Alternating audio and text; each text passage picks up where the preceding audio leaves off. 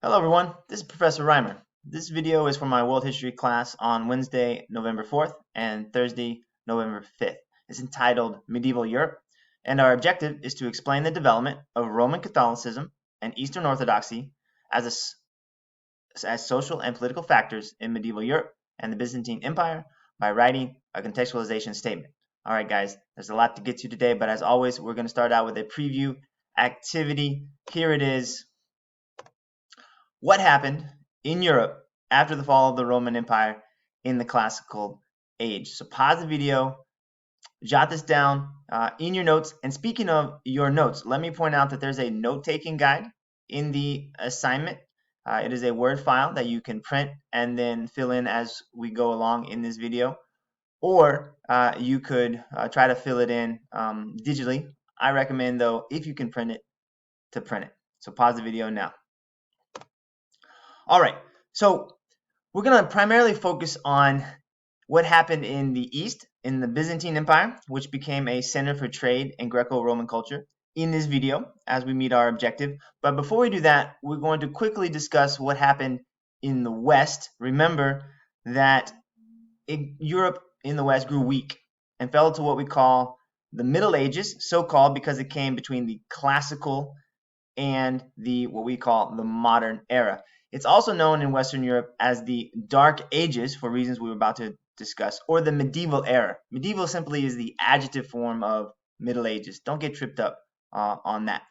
All right, so let's begin talking about Western Europe after the fall. So when barbarian kingdoms conquered Rome, Europe became plagued by constant warfare between these Germanic tribes, and as a result, Europe's cities were largely destroyed or reduced in size.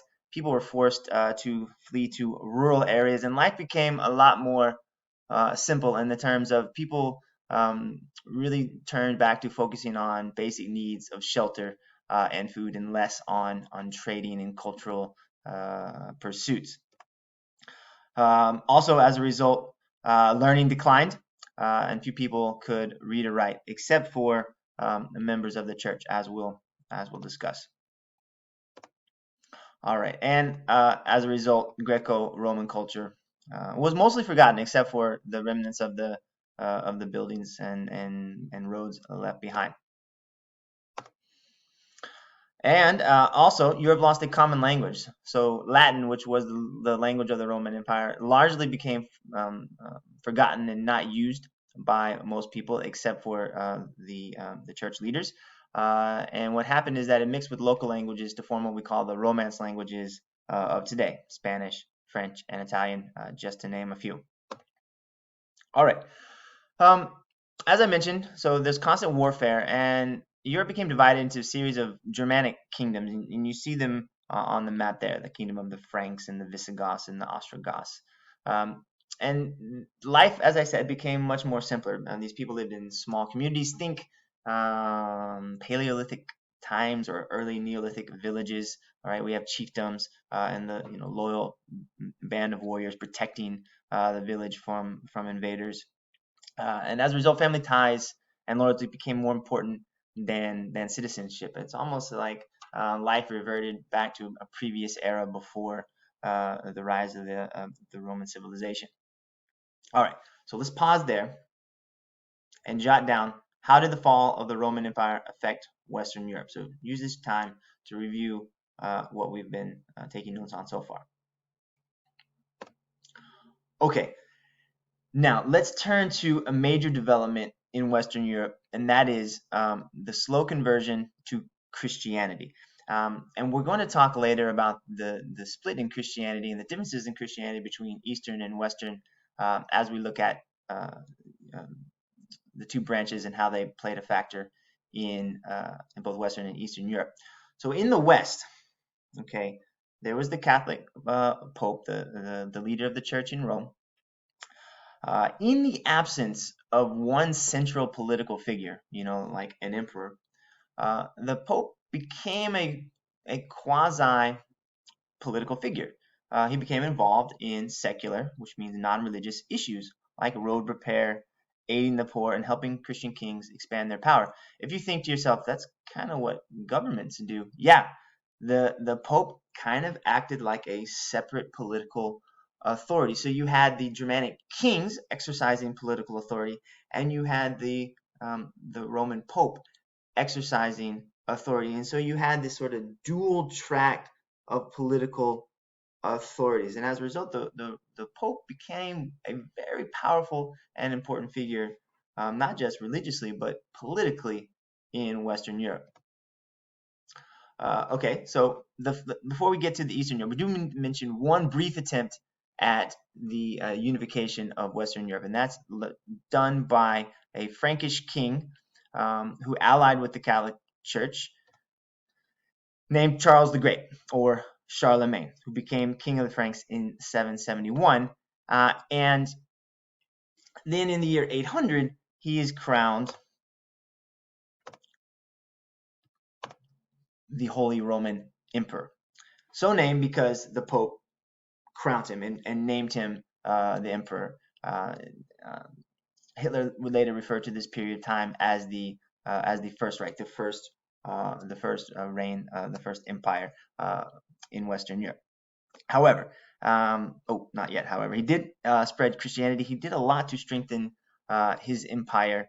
He created schools to train future priests, and he really did value learning. He himself was illiterate and only learned to read later in his life, and he built schools throughout his empire. However, after his death, his Frankish empire was divided, lost power, and as a result, unity, the opportunity to provide unity in medieval Western Europe, was lost. So, pause the video now and review how did Charlemagne attempt to strengthen his empire.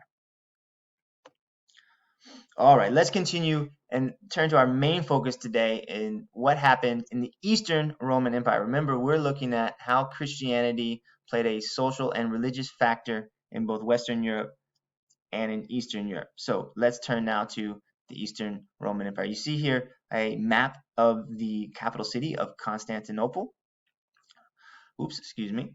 So remember, while the Western Roman Empire was in decline, the Eastern Roman Empire remained very, very strong. So we cannot say the Roman Empire completely collapsed in 476 CE because it continued in the East for another 1,000 years. It's just, however, known to us as the Byzantine Empire, so named after its capital city of Byzantia, which later became Constantinople, which is now Istanbul. It's complicated, guys. We'll get to more of that history later in this class. So there it is. There's the capital city, Constantinople. By the way, I have been there and visited for a week. It's an amazing city full of wonderful historical sites and wonderful people. At the time, it was well situated along trade routes. You see them in red and in purple there, between the Mediterranean seas and the Black Seas, and through the Black Seas connected to the Silk Roads, and through the Mediterranean Sea, and then through the Red Sea connected to the Indian trade routes, which we'll discuss later in this class. So as a result, it grew quite wealthy from this trade. All right. It's very important to point out that citizens in the Byzantine Empire, they thought of themselves as Romans and living in the Roman Empire, and they did in fact share many similarities. They kept alive Greco-Roman culture that dated back to Alexander the Great and before. Constantinople was a center for learning, where schools taught philosophy, medicine, Greek and Latin, grammar and geometry. Because remember, in Western Europe, learning declined. In the Byzantine Empire, it did not. It continued to thrive. Also, they continued to use Roman-style architecture, such as arches and domes. You see an example of arches there in the picture. You also can see here the hippodrome, where they continued the Roman habit of watching races. And there's an example as well. So they're keeping alive Greco-Roman culture.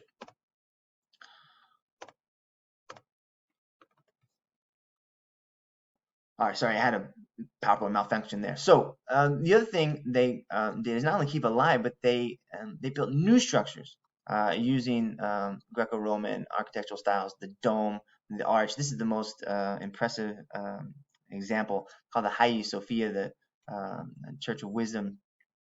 I've been there and seen inside. It is truly magnificent. I think the next, yeah, here's what it looks like inside too. It was a mosque during the Muslim empires, and so that's why you see the Quranic writings. But it was a church before that, so you see the mosaics and the icons. When I visited, it was a museum. Sadly, Turkey has taken steps to turn it back to a mosque. All right. Also, they continued to speak Latin as their official language, but also spoke Greek. Over time, they increasingly only spoke Greek. And remember, in the West, the local languages developed, and only the religious officials spoke Latin. So you begin to see some divergence between East and West. They were Christians, all right? So because of its location, the Byzantines had converted to Christianity prior to the spread of Christianity into Western Europe. For those of you who are Christians and are familiar with the travels of the Apostle Paul, remember he's traveling all throughout the Eastern Mediterranean, establishing churches. Those cities in which he visited and in which he established churches, they were a part of the Byzantine Empire. All right, so let's take a look at also how their government was similar to the Roman government. Remember, the Roman government had an emperor who was absolute. So did the Byzantine emperor. Justinian was the most famous example. We'll talk more about him in just a minute. But let's pause now, and I want you to practice your historical skills of comparison. So how was the Byzantine Empire similar and different to the Roman Empire of the classical era? And don't forget about the get sick themes as well. All right, so I said we're going to talk more about Justinian. After 50 years after the fall of Rome, he came to power and began reconquering territories. You see in purple there, the empire at the beginning of his reign, and then the territories added. In that previous turn in talk, this is one of the key differences of the Byzantine Empire and the Roman Empire. It controlled far less territory, even though Justinian tried to add to it. He was successful, but unsuccessful in holding those territories after his death. So what else did he do? What else did he value? He is also known for consolidating old Roman laws into a single law code, which today we call the Justinian Code. It served as the basis for criminal justice, marriage, property, slavery, and women's rights. It's the basis for laws for the next 900 years. It's quite influential. Also, he began large building projects, the Hagia Sophia that we saw. He ordered the construction. He also built hospitals, aqueducts, public baths, schools, and courts. Very similar to what old Roman empires would do in previous times. His wife also, Theodora, had a lot of power and influence in the Byzantine Empire. You see an icon of her there on the right. She met with and wrote to foreign leaders. She advised Justinian and helped him pass laws, and she encouraged building a Christian cathedral. So even though the Byzantine Empire was very patriarchal, there were examples of times when women could exercise some authority. All right, I think now is a good point to pause. I'm running out of time. In this video, I will make one more video where we explore this schism or division of Christianity, and then I'll explain the assignment. So I'll see you in the next video.